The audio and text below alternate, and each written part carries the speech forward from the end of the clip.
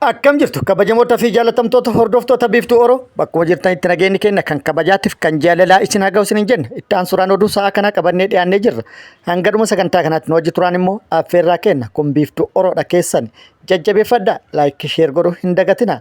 Akkasumas gamaatti chaanala kanaa warreen dhufin sabiskiraayib godhuudhaan miseensa maatii chaanala kanaa ta'uudhaan oduu wayitaawaa kan biyya keessattiif kan biyya alaa argachuudhaan itti bohaaraan affeerraa kenna affeeramtanii jirtu gama maatii chaanala kanaa makama kallattii mangara mata duree oduu amma qabadheetti yeroo dabru oduun jalqaba. Naannoo Oromiyaatti namoota mana hidhaa jiran irratti sarbamiinsi mirga namoomaa daangaa darbe reebicha dabalatee dhiibbaa mirga namoomaa bal'aan raawwatamaa jiraachuu Komishinii mirga namoomaa Itoophiyaa beeksisee jira. Dabalata isaa isin hin kenna. Oduun itti aanu naannoo Amaaraatti guyyaa kaleessaa haleellaa hidhattoonni naannoo Amaaraa raayyaa ittisa PP irratti raawwataniin miidhaan guddaan dhaqqabuun beekamee jira. Haleellaa cimaa guyyaa lammaffaaf irra deebi'uudhaan haleellaa cimaa hidhattoota naannoo Amaaraatii fi qindoomina qaamolee garaagaraatiin ilmaan hiyyeessa maqaa raayyaa ittisa biyyaatiin naannolee biroo irraa garas geeffaman irratti raawwatameen miidhaan guddaan kan qaamatiif kan lubbuu dhaqqabuun himamee jira. Mootummaa biltiginnaa irrattis kasaaraan guddaan galmaa'uun dhagahamee jira. Kanaan walqabatee odeeffannoo bal'aa qabannee jirra isiniin kenna. Oduu biyya alaatiin yaa'in dhaabbata mootummoota gamtoomanii UN 80ffaan itti fufee jira. Yaa'iin kun bara kana haala adda ta'een taateewwan dinqisiisoo hedduun dabalamee itti fufee jira. Yaa'ii kanarratti pireezidaantonni biyyoota garaagaraa haasaa taasisaa jiru. Pireezidaantiin Keenyaa Wiiliyaam Ruutoon haasaa dinqisiisaa tokko taasisee jira. Gabaabsinee qabannee jirra isiniin kenna oduu kanneenii fi kan biroo wajjin guutuu oduu wajjin isin wajjin ka turu ani Bariisoo Ganamooti guutuun oduu wal duraa duubaan akka itti aanu kanatti isiniif dhiyaatu. Oduun itti aanu naannoo Oromiyaatti namoota mana hidhaa jiran irratti humnoonni mootummaa reebichaa fi sodaachisni irratti raawwatamaa jira jedhee jira. Komishiniin falmaa mirgoota namoomaa Itoophiyaa Komishiniin mirgoota namoomaa Itoophiyaa naannoo Oromiyaatti shakkamtoonni waajjiraalee poolisii fi manneen sirreessaa keessa jiran dararaan garaagaraa irratti raawwatamaa jiraachuu itti dhaqqabe jedhee jira. Dararaawwan irratti dhaqqaban jedhe keessa tokkoffaa mana murtiitti osoo hin dhiyaanne yeroo dheeraa fi hidhuu yookaan tursiisuu, doorsisaa fi reebicha akkasumas sodaachisuun irratti raawwatamaa jiran jedhee jira. Namoonni to'ataman kunneen buufataalee poolisii fi akkasumas bakkoota garaagaraatti tursiifaman mana murtiitti osoo hin dhiyaatin ukkaanfamanii kan turanii fi dhimmoota haala yeroo jechuudhaan osoo hin himatamin yeroo dheeraaf ukkaanfamanii turuu isaanii itti dhaqqabe jedhee jira.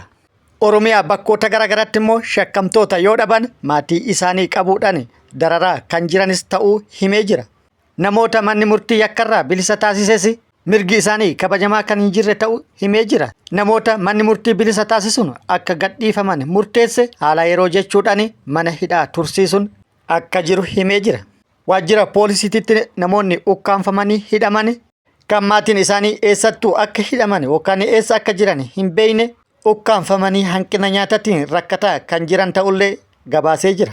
Akkasumas namoonni ukkaanfamuun buufata poolisii garaagaraa keessatti tursiifaman kan eenyullee eessa akka jiran isaan hin beekne kun yeroo dhukkubsatanittis yaala dhabuudhaan miidhaan guddaan irra dhaqqabaa jira jedhee jira. Mana yaalaa dhaquufis yoo hayyamameef poolisiin birrii 500 hanga 1000tti hanga kaffaluufitti mana yaalaa kan hin geessine ta'ullee eeree jira. Naannoo Amaaraatti guyyaa kaleessaa hidhattoonni naannoo Amaaraa haala adda ta'een haleellaa humnoota mootummaa biltiginnaa irratti raawwatanii jiru. Guyyaa kaleessaa irra deebi'uun haleellaa cimaa loltoota mootummaa irratti raawwataniin miidhaa guddaa dhaqqabsiisanii jiru. Guyyaa dheengaddaa hidhattoonni naannoo Amaaraa haleellaa qindaa'aa raayyaa ittisa biyyaa irratti raawwataniin miidhaa guddaa dhaqqabsiisuun ilmaan hiyyeessaa hedduu lubbuu isaanii galaafatanii hedduu immoo madeessanii hedduu harkaan qabanii jiru. Meeshaalee waraanaa hedduus irraa hiikkatanii jiru. Haleellaa guyyaa dheengaddaa raawwatanii lubbuun ilmaan hiyyeessaa 472 addunyaa kanarraa dhabama taatee jirti. Namoonni 172 qabamanii jiru. Hedduun kan madaan ta'ullee odeeffannoon gamas irraan dhaqqabde ibsitee turte isiniin geennee turre. Meeshaan waraanaa hiikkatames irraa hiikkatuu odoo hin taane mootummarraa fuudhanii waan faannoof fidan fakkaata jechuudhaan hedduun qeeqanii jiru. Haleellaan guyyaa dheengaddaa jechuun fulbaana 14/2018 akka lakkoofsa Itoophiyaatti raawwatame qindoomina hidhattoota naannoo Amaaraatii fi ajajoota waraana mootummaatiin jechuudhaan miidiyaa hawaasaa kanarratti hedduun yaada isaanii kennanii jiru. Haaluma wal fakkaatuun guyyaa kaleessallee irra deebi'amuun haleellaan irratti raawwatame haleellaa cimaa fi haleellaa miidhaa guddaa dhaqqabsiise yoo ta'u, haleellaan kunis haleellaa qindaa'aa wal dubbisuuf yookaan immoo wal hubannaa hidhattoota naannoo Amaaraatii fi ajajoota waraana mootummaatiin jechuudhaan hedduun yaada qaban ibsaa jiru. Haleellaan guyyaa lammataatiif guyyaa kaleessallee irra deebi'uun ilmaan hiyyeessaa irratti raawwatame kun miidhaa guddaa dhaqqabsiisee jira. Hedduun lubbuu dhabanii jiru. Hedduun madaa'anii jiru. Akkasumas hedduun harkaan qabamanii akka looniitti tartaa galchuudhaan of dura oofamanii jiru. Meeshaalee waraanaa akkuma baratame hedduun hiikkatamee jira. Kan nama gaddisiisu immoo mooyamuu raayyaa ittisa biyyaa odoo hin taane ilmaan hiyyeessaa naannolee biroo irraa guuranii gamasitti geessan keessattuu naannoo Oromiyaa irraa harki guddaan garas geeffamuudhaan badiin kun kan irratti raawwatamaa jiru ta'uudha. Gara biraatiin immoo haleellaan hidhattoonni naannoo Amaaraa ajajoota waraana mootummaa waliin qindaa'uudhaan raayyaa ittisa biyyaa irratti raawwatan kun qaama biraallee makatuun oolu jechuudhaan hedduun shakkii qaban ibsanii jiru. Lolli guyyoota lamaan dabran kana gaggeeffamaa ture lola adda ta'edha. Humna mootummaatii ol kan ta'edha. Akkasumas humna hidhattoonni naannoo Amaaraa kana dura lolaa turaniin adda ka ta'edha yookaan sanii ol kan ta'edha. Lolli guyyoota lamaan gaggeeffamee miidhaa guddaa loltoota mootummaa PP irratti dhaqqabsiise kun qindoomina yookaan deeggarsa qaamota alaa qabaatuun oolu yookaan of keessaa hirmaachisuun oolu jechuudhaan hedduun yaada kennanii jiru. Sababni isaas lolli gaggeeffamaa ture kan humna hidhattoota naannoo Amaaraatii oli jechuudhaan yaadni kenname.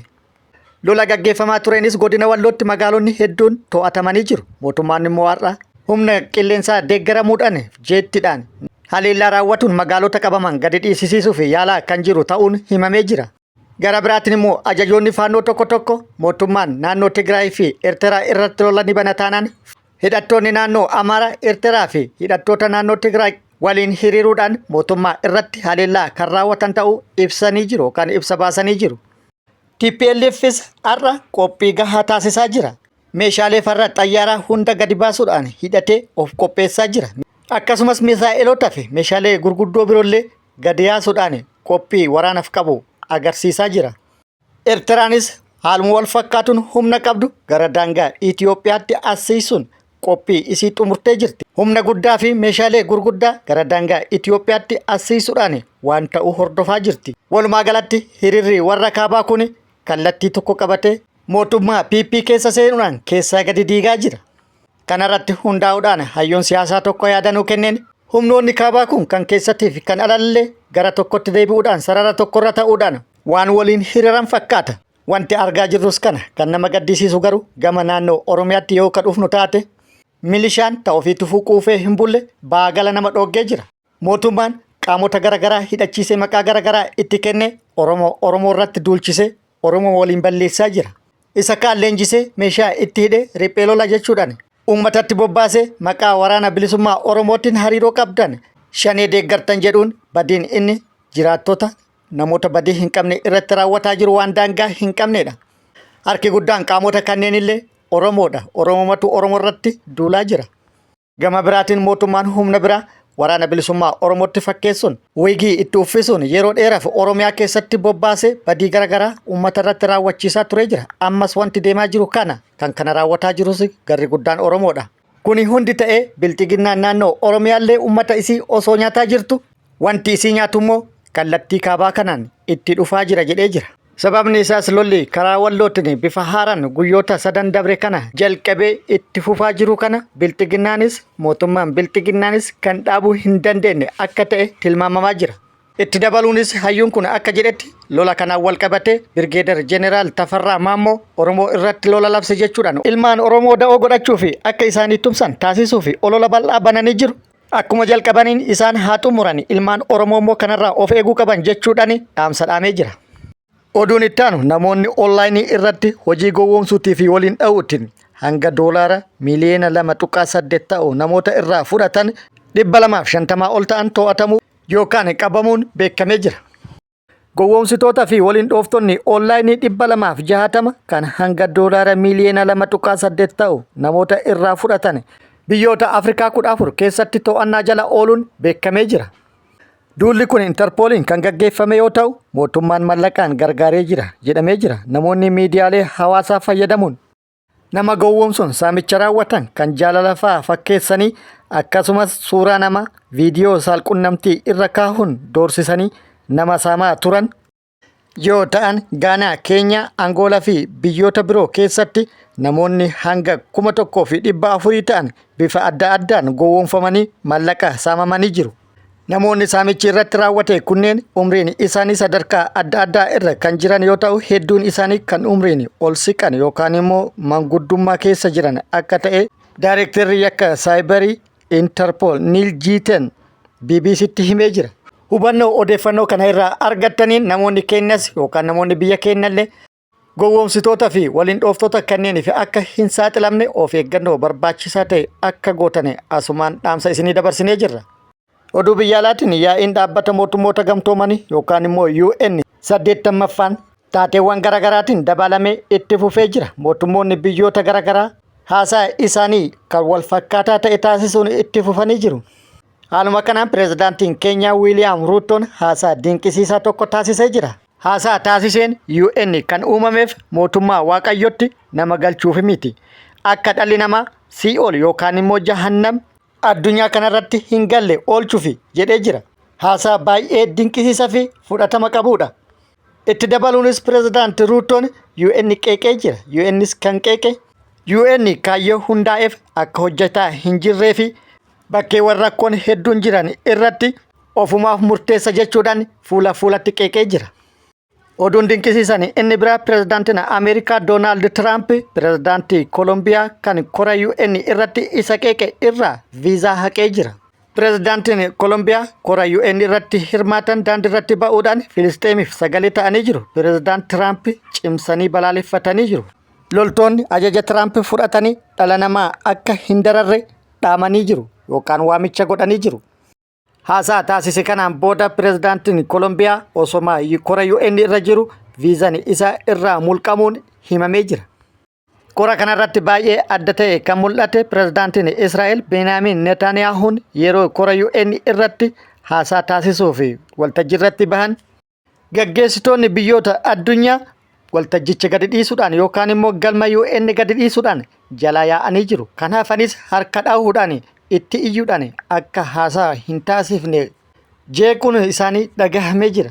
Walumaa galatti Israa'el kora kana irratti ganamtee jirti. Addunyaan duwida itti galtee jirti. Ameerikaa qofatu isiif hafee jira. Pirezidaantiin Ispeen Israa'elin ilaalchise haasaa taasiseen Israa'el akka itti hubatamtu jijjiiruuf waltajjii addunyaa kamuu fayyadamuu itti fufuu hin qabdu jedhee jira.